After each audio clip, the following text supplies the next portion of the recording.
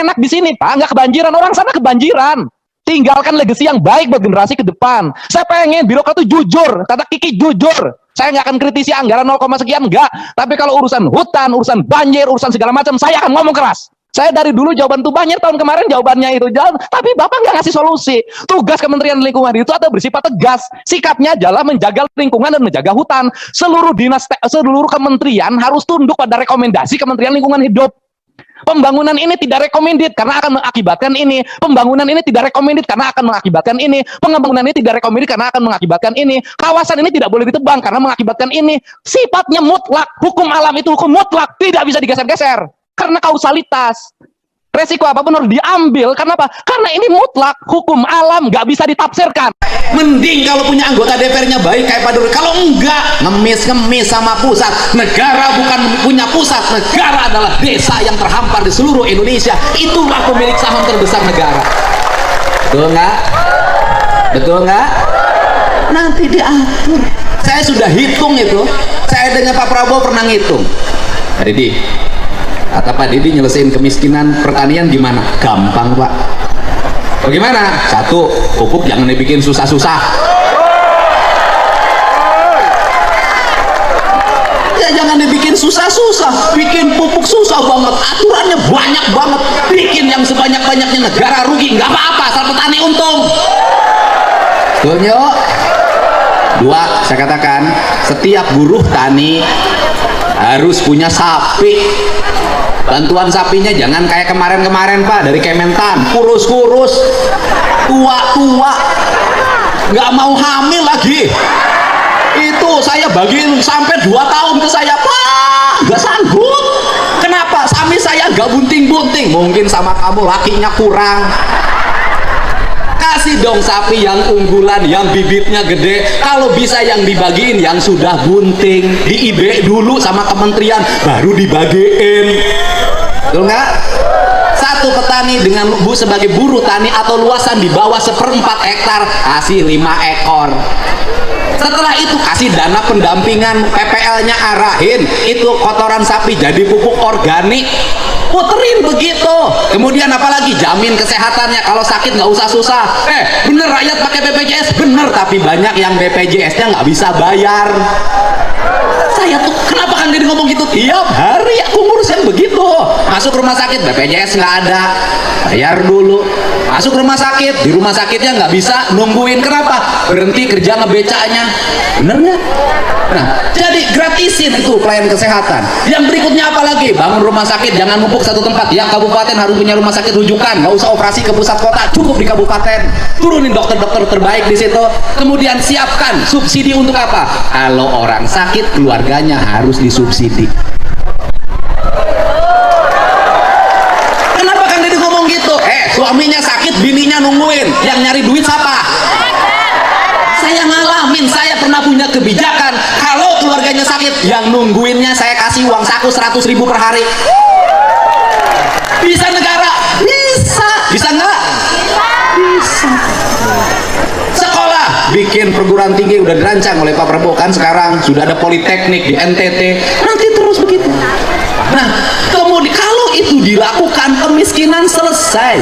Orang miskin karena sakit, rumah sakitnya mahal. Benar gak? Orang kaya penghasilan 20 juta kena cuci darah jadi miskin. Benar gak? Benar gak? Ini problem. Terus kemudian infrastrukturnya benerin yang berkualitas di desa-desa. Jangan jalan dibangun sekarang, besok sudah rusak lagi. Bangun irigasi yang bener, jangan bilang 60 cm, dibangunnya 30 cm, diakal-akalin. Ini benerin semua. Terus yang berikutnya, negara tegas. Saya termasuk yang di bawah umur jangan pakai motor. Saya sampai ngurus begitu, saya jadi bupati ngurus begitu, bikin aturan tidak boleh pakai motor ke sekolah. Kenapa? Di bawah umur pakai motor merusak hidupnya. Dia tiap hari kerjanya main HP sama motor-motoran, ibunya sampai hitam legam di sawah begini, rusak generasi.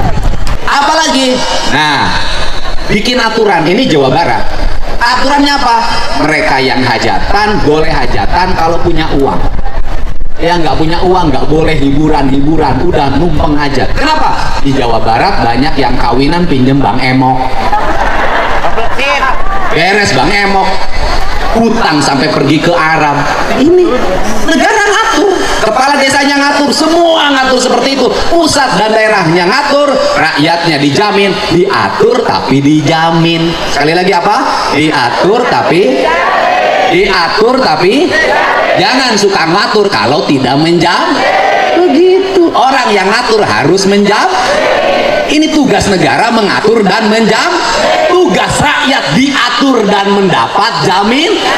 Ya, ini saja apa yang saya sampaikan. Saya panjang dan pendek ngomongnya, pulangnya nggak akan ditransfer, ongkos sendiri. Alhamdulillah. Tepuk tangan ya buat Kanjeng.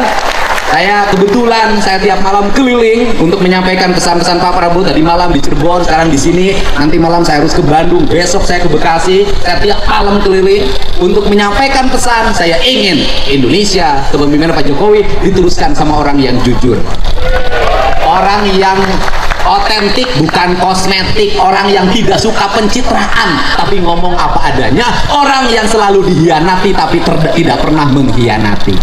Setuju? Kita ucapkan terima kasih, kita sambut Gus Miftah datang ke tempat ini. Monggo di aturanan lega. Atur nuhun. Wallahu muwaffiq ila aqwamit thoriq. Assalamualaikum warahmatullahi wabarakatuh. Kasih Bu.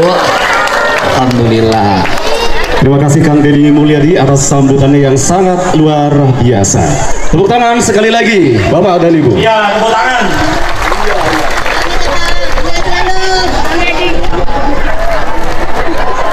Baik hadirin yang berbahagia, beberapa saat lagi kita akan memasuki acara inti, yaitu pengajian yang akan disampaikan oleh Gus Miftah, pengasuh Pondok Pesantren Ora Aji Yogyakarta. Dan beliau saat ini sudah tiba atau hadir di tempat acara. Kepada hadirin kami mohon untuk berdiri menyambut kehadiran Gus Miftah.